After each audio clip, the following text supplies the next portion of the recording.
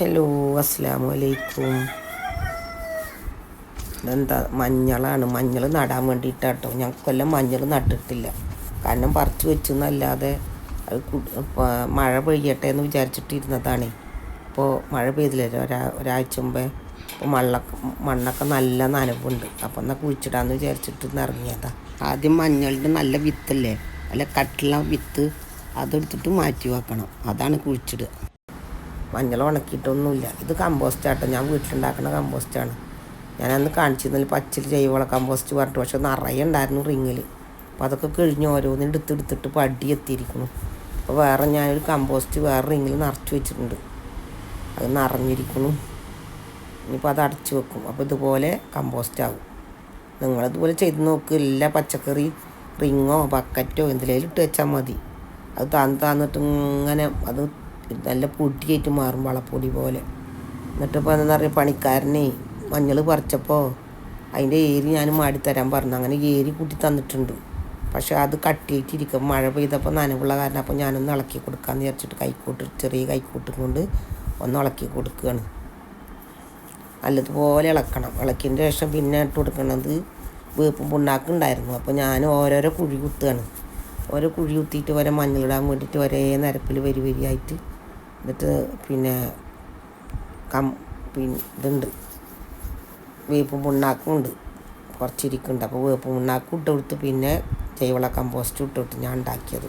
അത് ഓരോരോ കുഴി കുത്തിക്കണ്ട, കുഴിയിൽ അങ്ങനെ ഇട്ട് കൊടുക്കുകയാണ്. ഓരോ കുഴിയിലും രണ്ടും ഇട്ട് കൊടുക്കുക. എന്നിട്ട് പിന്നെ അതിന് ശേഷം അത് ഇട്ടതിന് ശേഷം പിന്നെ മഞ്ഞൾ ഓരോ കഷ്ണം കുഴിയിൽ ഇട്ട് കൊടുക്കും. എല്ലാം ഇട്ടതിന് ശേഷമാണ് കുഴിച്ചിട്ടുള്ളൂ. അല്ലെങ്കിൽ എവിടെ വെച്ചെന്ന് അറിയില്ല. അപ്പോൾ ഓരോ കുഴിയിലും ആദ്യം വളം നിറക്കുക. പച്ചില കമ്പോസ്റ്റോ ആട്ടുംകാട്ടോ എന്തായാലും വേണ്ടില്ല. ആദ്യം കുഴി കുത്തണം. ആദ്യം തടം കൂട്ടി മണ്ണിളക്കുക. എന്നിട്ട് അതിൽ ഓരോ കുഴി ഉണ്ടാക്കുക, വരിക്ക് ഒരേ നിരപ്പിൽ. എന്നിട്ട് മഞ്ഞൾ അതിൽ വരിയായിട്ട് ഇട്ട് കൊടുക്കുക. ഇട്ടതിന് ശേഷമാണ് മണ്ണിട്ട് മൂടുള്ളൂ. അല്ലെങ്കിൽ എവിടെ കുഴിച്ചിട്ടെന്ന് അറിയില്ലല്ലോ.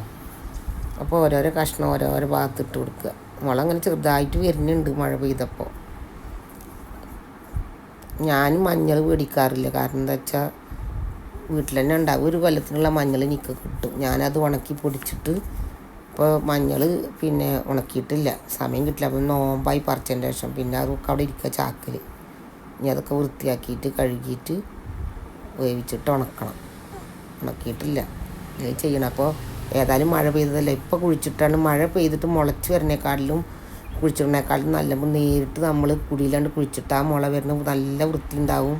പിന്നെ നല്ല കടയും വരും. എന്നിട്ട് ഓരോ കുഴിയിലും മഞ്ഞളിട്ട് പിന്നെ അത് മണ്ണിട്ടിട്ട് ആ വളത്തിൻ്റെ ഉള്ളിൽ പിന്നെ കൈയിട്ടിട്ട് എന്താക്കിയിട്ട് അതിലിട്ടുണ്ട് മൂടിയാൽ മതി. അങ്ങനെ എല്ലാ മഞ്ഞളും അതിൽ കൊണ്ടിട്ട് നല്ല മൂടി ചെയ്തിട്ടാവും.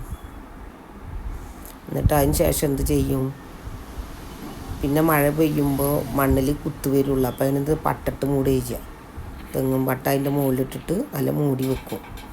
പട്ടിട്ട് കഴിഞ്ഞാൽ പിന്നെ ആ തണുപ്പിൽ ഇങ്ങനെ മുള വരും. മഴ പെയ്തില്ലേലും കുഴപ്പമില്ല, ചെറുതായിട്ട് മുള വന്നിട്ട് അവിടെ ഇരുന്നോളും.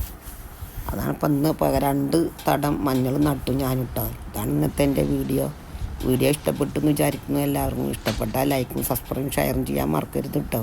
എന്നാൽ ഇനി അടുത്ത വീഡിയോയിൽ കാണാം കേട്ടോ.